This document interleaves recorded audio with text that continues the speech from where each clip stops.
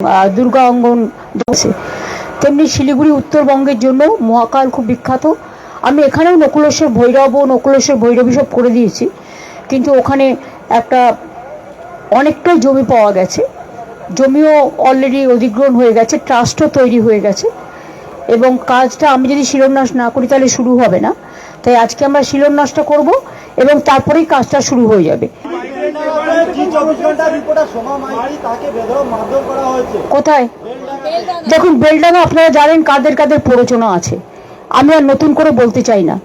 Friday জুম্মাবার পবিত্রবার, যেমন শিবেরও বার, মা দুর্গারও বার, সন্তোষী মাতারও বার, তেমনি ফ্রাইডে জুম্মার নেওয়া যায়। এখন যখন দুর্গাপুজো দেখতে এসছে কোটি কোটি লোক, সেখানে আপনি যদি একটা মাইক লাগিয়ে দেন তাহলে সবাই শুনবে। তো ফ্রাইডে জুম্মাবার এমনি সংখ্যালঘুদের কাছে একটা সেন্টিমেন্ট আছে, সেখানে সবাই ফ্রাইডে জুম্মার নামাজ করতে এসছে। এখানে কেউ কেউ যদি তার রাজনৈতিক চরিতার্থ করবার জন্য উস্কে দেয়, সংখ্যালঘুদের ক্ষোভটা স্বাভাবিক, আমিও এর জন্য ক্ষুব্ধ। তাদের একতরফা বাদ দিতে পারেন না, ভোট পাকাচ্ছে, করছে লুট, বলছে ঝুট। আমি সংখ্যালঘুদের এটাই বলবো, পরিযায়ী শ্রমিকদের উপর যে অত্যাচার হচ্ছে আমরা অলরেডি টেক আপ করেছি এবং আমরা কেসও করেছি, আমরা পরিবারগুলোকে সাহায্যও করছি। আপনারা শান্ত থাকুন, ধৈর্য ধরুন, ঠিক আছে? Thank you. সুপ্রিম কোর্টের অর্ডারটা নিয়ে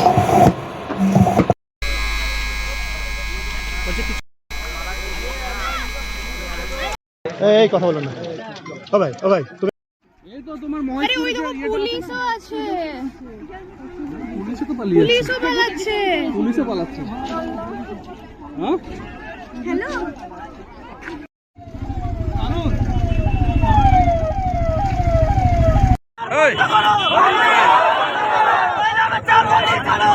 সর সর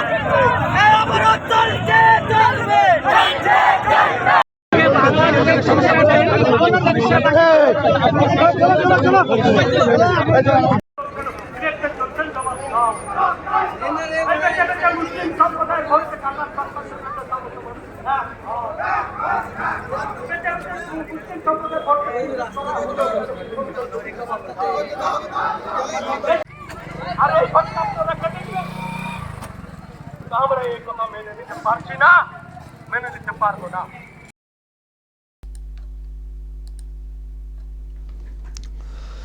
দর্শক শুনলেন, রাজ্যের মুখ্যমন্ত্রী শিলিগুড়িতে যাওয়ার আগে এই সব বলেছেন প্রেসের সামনে, তারপর চলে গেছেন ওখানে মহাকাল মন্দিরের শিলান্যাস করবেন। তো উনি যেটা করলেন সেটা হচ্ছে যে বেলডাঙ্গাতে যে ক্ষোভ বিক্ষোভ দেখানো হচ্ছে, যারা দেখাচ্ছেন তাদেরকে কার্যত উস্কে দিয়ে ওনার কোনো পলিটিক্যাল ফায়দা তোলার ভাবনা থেকে উনি চলে গেলেন ওদিকে তুষ্ট করতে। এদিকে উস্কানো, ওদিকে তুষ্ট করা। তুষ্ট বলতে মন্দিরের শিলান্যাস করবেন সেটা বলে গেলেন। তার আগে আরও বললেন এই করেছি সেই করেছি, জগন্নাথ ধাম করেছি, দুর্গা অঙ্গন চলছে, আবার মহাকাল মন্দির করছি, আরও সব কত কি বললেন। দর্শক বুঝতে পারছেন কি করছেন উনি, কি রাজনীতি করছেন উনি, বুঝতে পারছেন। আর এদিকে রাজ্যটা জ্বলছে। বেলডাঙ্গাতে কি হয়েছে? বেলডাঙ্গা এলাকার এক যুবক, উনি ফেরি করতেন অন্য একটি রাজ্যে। কোন রাজ্য? ডাবল ইঞ্জিনের রাজ্য না, ঝাড়খণ্ড। উনারই ভাইয়ের রাজ্য বলা যায়। তো সেখানে তার দেহ উদ্ধার করা হয়েছে, যেটাকে বলা হচ্ছে পিটিয়ে খুন। তো দেহ ফিরতেই উত্তেজনা, বেলডাঙ্গাতে জাতীয় সড়ক অবরোধ বলতে যাচ্ছে তাই। সব ব্লক, রেলের অবস্থা দেখছেন, যারা রেলের যাত্রী তাদেরকে কিভাবে মানে যেতে হচ্ছে, কারণ জল নেই, সমস্যা না একটা রেলের ওই যে মানে ব্লক করে রেখে দেওয়ার, তাতে সব মানুষজন আছেন, তারা সব নেমে পালাচ্ছেন, যারা পুলিশের বা সিকিউরিটি তারাও চলে যাচ্ছেন। যাচ্ছে অবস্থা না, কতক্ষণ তারা থাকবেন? পুরো একেবারে অচল অরাজকতার মতো একটা ব্যাপার স্যাপার। তো এইসব চলছে, মানুষ দুর্ভোগের মধ্যে পড়ছেন, রাস্তা অবরোধ, চারিদিকে একটা আইন শৃঙ্খলার অবনতি। তো মুখ্যমন্ত্রী, পুলিশ মন্ত্রী, ওনাকে যখন প্রশ্ন করা হচ্ছে উনি বলছেন ক্ষোভটা তো স্বাভাবিক। আর যেভাবে ব্যাখ্যাটা দেওয়ার চেষ্টা করলেন, ওই যেটা বলে থাকেন ডাবল ইঞ্জিন রাজ্য, ডাবল ইঞ্জিন সরকারের রাজ্য, ওই টাইপের ঘটেছে ঝাড়খণ্ডে, ওনার ভাইয়ের রাজ্য ওখানে, সেখানে ঘটনা ঘটেছে। এমন একটা উস্কানি বা ব্যাখ্যা দেওয়ার চেষ্টা হচ্ছে, যেমন ব্যাখ্যা দেওয়ার চেষ্টা করেন ইউপি, গুজরাট, ওই টাইপের। এখানে কি বলতে খুব কষ্ট হচ্ছে যে আমার ভাইয়ের রাজ্যে ঘটনা ঘটেছে? বলতে কষ্ট হচ্ছে? বা এটাকে ওই গুলিয়ে দিয়ে অন্য টাইপের একটা ন্যারেটিভ তৈরি করার চেষ্টা? আমি দেখছিলাম কর্ণাটকের একটা ঘটনা, সেটাকেও এমনভাবে ব্যাখ্যা করা হচ্ছে যেন বিজেপি শাসিত রাজ্য। আমরা কি বলি? আমরা বলি যেখানে যা ঘটনা ঘটছে, যেগুলোকে বলা হচ্ছে যে বাংলায় কথা বলার জন্য মার, এগুলো বেশিরভাগ মিথ্যে, ফেক সব খবর। জাস্ট বাংলা বাঙালি একটা ন্যারেটিভ তৈরি করার জন্য এখানে তৃণমূল কংগ্রেস একটা ইস্যু ক্রিয়েট করছে এগুলো। কিন্তু এখানে একটা জিনিস দেখি, যখনই বিজেপি শাসিত কোনো রাজ্যে ঘটনা ঘটে তখনই সেগুলোকে নিয়ে হাইলাইট করা হয়, বাদবাকি যখন অন্য কোথাও ঘটে, কর্ণাটক, তামিলনাড়ু বা এই যে ঝাড়খণ্ড, তখন কিন্তু আর ওটা মানে বলা হয় না। তখন ওটাকে সাইড করে দিয়ে ওটা, বা যদি সুযোগ পাওয়া যায়, বিজেপি, ধরুন উড়িষ্যাতে এখন বিজেপি এসছে, তো ফলে উড়িষ্যায় কিছু ঘটলেই এখন বিজেপির দোষ। উড়িষ্যাতে কিন্তু সরকার আগে ছিল, আগেও গণ্ডগোল হয়ে থাকতে পারে, কিন্তু এখন যেহেতু বিজেপি সরকার এসছে, আমার টার্গেট বিজেপি, মানে এনাদের টার্গেট হচ্ছে বিজেপি। সমস্যাটাকে সেটাতে তারা ঢুকছেন না। সমস্যা, মূল যে সমস্যা, সেখানে কিন্তু তারা ঢুকছেন না। মূল যে প্রশ্ন সেটা তোলা হচ্ছে না যে বাংলার এত ছেলেদেরকে বিশেষ করে কেন ভিন রাজ্যে যেতে হবে? ঝাড়খণ্ডে গিয়ে কি করছিলেন এই যুবকটি? ফেরি। ঝাড়খণ্ডে গিয়ে ফেরি করছিলেন। বাংলার ছেলে, যে বাংলা নাকি অনেক উন্নত হয়েছে আগের থেকে, সেই বাংলার ছেলেকে ঝাড়খণ্ডে গিয়ে ফেরি করতে হয়, উড়িষ্যাতে গিয়ে ফেরি করতে হয়। এবার সেখানে কি কারণে কি ঘটনা ঘটেছে আমরা জানি না। আর ওখানে তো ডাবল ইঞ্জিন বিজেপি মেরে দিয়েছে, সেটা বললে তো হবে না। ঝাড়খণ্ড তো, সেটা বললে তো হবে না। তো যাই হোক, উস্কানি দেওয়া হচ্ছে, উস্কানা হচ্ছে, এখানে ন্যারেটিভ তৈরি করো। যাই না, যেহেতু ঝাড়খণ্ডে কংগ্রেসের একটা ব্যাপার স্যাপার আছে বলে আবার এগুলো ওই অ্যাঙ্গেলেও কিছু ভাবনা চিন্তা থেকে এগুলোকে করতে দেওয়া হচ্ছে কিনা। তো যাই হোক, একটা ঘটনা ঘটছে, একটা রাজ্যে আইন শৃঙ্খলার অবনতি ঘটছে, সেখানে রেল লাইন অবরোধ, রাস্তা অবরোধ, যারা নিত্যযাত্রী, যারা অনেক ধরুন অনেক সময় হয় না, রাস্তা দিয়ে অনেক মানুষ জরুরি প্রয়োজনে যাচ্ছেন, তারা আটকে যাচ্ছেন। সেখানে মুখ্যমন্ত্রী বলছেন এটা তো কাম্য, এটা তো মানে আমিও তো রুষ্ট, নাম বাদ, মানে এখানে এসআইআরটা যুক্ত করছে, নাম বাদ দিয়ে দেওয়া হচ্ছে, আর হচ্ছে এসব হতে পারে না বলে লাস্টে বলেন আপনারা একটু সংযত থাকুন, আমরা তো দেখছি বিষয়টা। এই সংযত যেভাবে উনি বলছেন, এতে কোনোদিন সংযত হবেও না, গায়ে মাথায় হাত বুলিয়ে আর কি। আরে একটা আইন শৃঙ্খলার অবনতি ঘটছে, একটু কড়া মেজাজ দেখাবেন তো, একটা রেল লাইন অবরোধ মানে তার বিকল্প রেল কি অন্য দিক দিয়ে ঘুরে যাবে? এত কি সহজ নাকি? রাস্তাঘাট কি ওরকম থাকে নাকি বাসের মতো পাড়া দিয়ে ঢুকে বললাম? তো এখানে একটু কড়া অবস্থান হবে না? উনি সে অবস্থানটা করলেন না, উনি জাস্ট উস্কালেন কার্যত, যে যা হচ্ছে ভালো হচ্ছে, এটাই তো করা উচিত। উনি উস্কে দিলেন, এটা কাম্য তো, আমি তো দুষ্ট, কেন তারা ক্ষোভ প্রকাশ করবেন না? তারপরে জুম্মার নামাজ সেন্টিমেন্ট অমুক তমক বলে চলে গেলেন কোথায়? মহাকাল মন্দিরের শিলান্যাস করতে। তোমরা এখানে আগুন জ্বালাও, পোড়াও, ব্লক করো, যা পারো করো, পুড়ে মরো, নিজেরা যা পারো করো, মানুষের যা দুর্ভোগ হবে হোক, করে যাও, পারলে এটাকে আরও বেশি করে করো, পরিযায়ী শ্রমিকদের ব্যাপারগুলো আরও বেশি ইস্যু ক্রিয়েট করো, কারণ হলে আমার ফায়দা আসবে ভোটে, আমি ওদিকটা ম্যানেজ করতে যাই আর একটা মন্দিরের শিলান্যাস করে বলে উনি চলে গেলেন সোজা মন্দিরের শিলান্যাস করতে, টট্টর করে বলে দিয়ে চলে গেলেন মহাকাল মন্দিরের শিলান্যাস হবে, হিন্দু ভোটটা যদি ওদিক থেকে আসে। ফলে দর্শক, আমি মাঝে মধ্যে না খুব হতাশ হয়ে পড়ি, খুব আপসেট লাগে, জানেন তো, যে কার পাল্লায় পড়েছি আমরা, কি অবস্থা রাজ্যটার, আর রাজ্যের মুখ্যমন্ত্রীর কি অবস্থান। একজন মুখ্যমন্ত্রী লাগাতার মন্দির উদ্বোধন করে চলেছেন। আমি মুসলমানদেরকে ভাবতে বলবো, এই যে আপনাদেরকে উস্কে দিয়ে উনি চলে গেলেন, কোথায় গেলেন? কোথায় গেলেন? মন্দির উদ্বোধন করতে। আর আপনাদের কি করে গেলেন? আগুনে ঝাঁপ মারতে বলে দিল।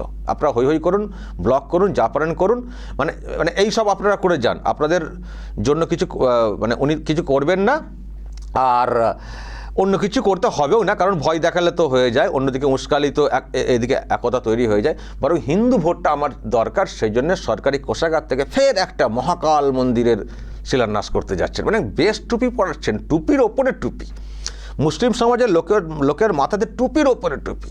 শুধু তোমরা আগুনে ঝাঁপ দাও, তোমরা অশান্তি পাকাও, তোমরা হই হই করো, তোমরা দাঙ্গার দিকে মানে ওই দিকটাতে থাকো, আবার অন্যদের দোষ দেন উনি যে দাঙ্গা অন্যরা লাগানোর চেষ্টা করছেন। আরে আপনি যদি এই রকম মানসিকতা প্রকাশ করেন, যদি এইভাবে আহারে বাছা একটু চুপ করে যাও এই টাইপের করেন, এই অশান্তি কখনো বন্ধ হয়? এই অশান্তি কখনো বন্ধ হয়? এখানে দাঙ্গা কে লাগাতে আসছে? পরিযায়ী শ্রমিক নিয়ে আপনারাই চিৎকার চেঁচামেচি করেছেন, সেই পাল্লায় পড়ে এনারাও পরিযায়ী শ্রমিক অন্য রাজ্যে মারা গেছেন, যদিও ঝাড়খণ্ডে আপনার ভাইয়ের রাজ্য, কিন্তু আপনি তো ইস্যু ক্রিয়েট করেছেন অন্য রাজ্যে কেউ মারা গেলেই বলতে হবে। তাই এখান থেকে বলা শুরু হয়েছে। এবার হচ্ছে এটা কি আপনি আরও কন্টিনিউ করতে বললেন, আর উস্কানি দিলেন, পাশে থাকার বার্তা দিলেন, একটু গায়ে মাথায় হাত বুলিয়ে বললেন একটু চুপ করে যাও, কিন্তু যেন মনে হলো যে আপনার যা করছে করে যাও, এই টাইপের। আর এইভাবে বললে হয় না। একজন পুলিশ মন্ত্রী, তার কঠোর অবস্থান হতে হবে যে কেন করছেন। ঠিক আছে, কোথায় মারা গেছেন আমরা দেখছি, ব্যবস্থা নিচ্ছি, আইন মোতাবেক যা ব্যবস্থা নেওয়া নেব। আপনারা কেন রাস্তা অবরোধ করে বসে রয়েছেন? একজন মারা গেছেন, তার জন্য এইভাবে পুরো রেল লাইন রাস্তা ব্লক করে আছেন, কত মানুষের কত সমস্যা হচ্ছে জানেন? কেন করছেন এটা? এখানে কি শাসন নেই? এটা বলে তো বলতে পারতেন একটু চিৎকার করে। কোথায় সে আপনার ভয়েস? এটার দিকে আপনার ভয়েস নেই। কিন্তু আপনি যেটা করছেন, আগুন নিয়ে খেলছেন, এই আগুনেই কিন্তু একটা সময় আপনাকে পুড়তে হবে। দেখবেন তখন কেউ কিন্তু আপনার কথা শুনছেন না। যাদের জন্য মন্দির তৈরি করছেন তারাও দেখবেন কথা শুনবেন না। যেটুকু অংশ শুনছে, বেশিরভাগ শোনে না, সেজন্যই আপনি চেষ্টা করছেন শোনানোর জন্য। যেটুকু শুনছেন সেটাও শুনবে না। আর যাদেরকে এই আগুন নিয়ে খেলতে বলছেন তারাও দেখবেন আপনার কথা শুনছেন না। আপনি কিন্তু সেই আগুনে, এই যে আগুন জ্বালানোর চেষ্টা করছেন, সেই আগুনে পুড়ে মরবেন। দেখবেন যেভাবে উস্কানি দিচ্ছেন, এটা একজন প্রশাসনিক প্রধানের অবস্থান। এত বড় একটা ঘটনা, এত মানে আইন শৃঙ্খলার অবনতি, যে মানে যাচ্ছে তাই কাণ্ড, আর উনি টট্টর করে চলে গেলেন মন্দিরে শিলান্যাস করতে। হ্যাঁ, যারা বিচক্ষণ মানুষ, হিন্দু কিংবা মুসলিম, তারা একটু ডিপলি ভাববেন উনি কি করছেন। আর যারা এইসব পাল্লায় পড়ে যারা সব ঝাঁপাচ্ছেন, একটু নিজেদেরকে বোঝানোর চেষ্টা করুন না, বা নিজেরা একটু বুঝুন না যে কি করছেন একজন মুখ্যমন্ত্রী আপনাদেরকে নিয়ে, কি করছেন ওনারা আপনাদেরকে, উনি বা ওনার লোকজনেরা আপনাদেরকে নিয়ে। একটু বুঝবেন না কি জন্য এসব করছেন, কি জন্য উস্কাচ্ছেন। দেখব ভোটের পর কত পরিযায়ী শ্রমিক নিয়ে উনি কাজ করেন, বা পরিযায়ী শ্রমিকদের হয়ে কাজ করেন। যদি ক্ষমতায় উনি ফিরেন, যদি কোনো কারণে, বা যারা ভাবছেন ওনাকে ক্ষমতায় ফিরে আনবো, যদিও চান্স খুব কম আছে, তবুও আমি বলছি তর্কের খাতিরে দেখবো উনি কত কাজ করেন। এটুকু বলতে পারি, ওই ক্যাচকলা দেখাবেন, ক্যাচকলা। এখন তো মাসে মাসে টাকা ঢোকাচ্ছেন তো অনেকের অ্যাকাউন্টে, দেখবেন তারপরে কি হয়। আফটার ইলেকশন দেখবেন ভাইপোর তো কোনো 2 বছর পাত্তাই পাওয়া যাবে না। সেই পরে লোকসভা ভোটের আগে পর্যন্ত কোনো পাত্তাই পাওয়া যাবে না। উনি কোথায় বিদেশে থাকবেন, কোথায় থাকবেন জানি না। আর মুখ্যমন্ত্রীও দেখবেন কিছুই করবেন না, কোনো উন্নতি হবে না। দেখবেন রাজ্যের হালটা কি হয়। তবে একটা কথা বলি, ওই যে বললাম আগুন নিয়ে খেলা, সেই আগুন কিন্তু নতুন করে জ্বলবে। ক্ষমতা ভোগ করতে হবে না টিএমসিকে, ক্ষমতায় আসলেও জোর করে ক্ষমতা ভোগ করতে হবে না। কারণ যে ক্রাইসিস, যে সংকট তৈরি হয়েছে, এখনও সস্তার করে সুরসুরি দিয়ে এই সব করে অমক তমক বলে পার পাওয়ার চেষ্টা হচ্ছে। তো প্রকৃত উন্নয়নের নিরিখে তো ভোট আসছে না। উন্নয়নের কথা বললে তো বলার তো কিছুই মুখ নেই। উন্নয়নের পাঁচালি শোনাচ্ছে, পাঁচালি। হ্যাঁ, মানে ওই 5-8দের পাঁচালি শোনাচ্ছেন, তাই তো। কিন্তু প্রকৃত উন্নয়ন তো কিছু নেই। শিক্ষা দীক্ষা চাকরি বাকরি এত কিছু নেই। ফলে এটা তো আরও প্রকট হয়ে দাঁড়াবে আফটার ইলেকশন। তখন আর সুরসুরি এসব তো কাজ হবে না। তখন প্রকৃত মানুষের দৃষ্টি খুলবে। এখন তো দৃষ্টিকে মানে ঝাপসা করে দেওয়া হচ্ছে না এইসব ইস্যু ক্রিয়েট করে। তখন দেখবেন ক্ষমতায় ফিরলেও কীভাবে ক্ষমতা ভোগ করতে পারে টিএমসি, দেখব।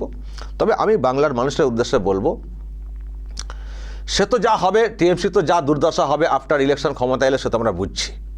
কিন্তু যখন সুযোগ আছে, কেন আমরা সেই পর্যন্ত গড়াবো? কেন তার আগেই বিদায়টা দেব না? বিদায় দিয়ে অবশ্যই বিচার তো আমরা চাইবই। যেসব অরাজকতা, যেসব দুর্নীতি এসব হয়েছে, তার বিচার তো আমরা চাইবই। যে বিচারগুলোকে এখন প্রভাব খাটিয়ে আটকে রাখার চেষ্টা করছেন, তার বিচার তো আমরা চাইবই। সে তো আমরা করবই। ফলে সুযোগ আছে। যে যেখানে আছেন, জানি অনেক প্রতিবন্ধকতা, অনেক সমস্যা, চেষ্টা করবেন আর না এই সরকারটা ফিরে আসে। যেভাবে আগুন জ্বালানোর চেষ্টা করছেন উনি, এদিক সেদিক করে, পোলারাইজ করে, এখানে মানে উস্কানি, ওখানে তুষ্টিকরণের জন্য মন্দিরের পর মন্দির সরকারি কোষাগার থেকে খরচা করে, আজব কাণ্ড।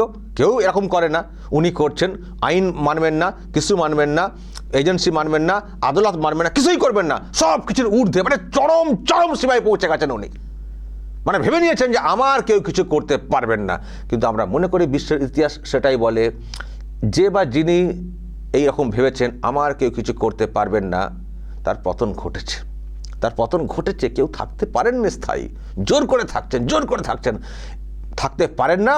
আর যখন পতন হয়, অনেকটা জোর জবরদস্তি করে টিকা থাকার পরে, সেই পতনটাও কিন্তু একটা খুব ভয়ঙ্কর হয়। আমি কিন্তু সেই রকমই কিছু ভাবছি।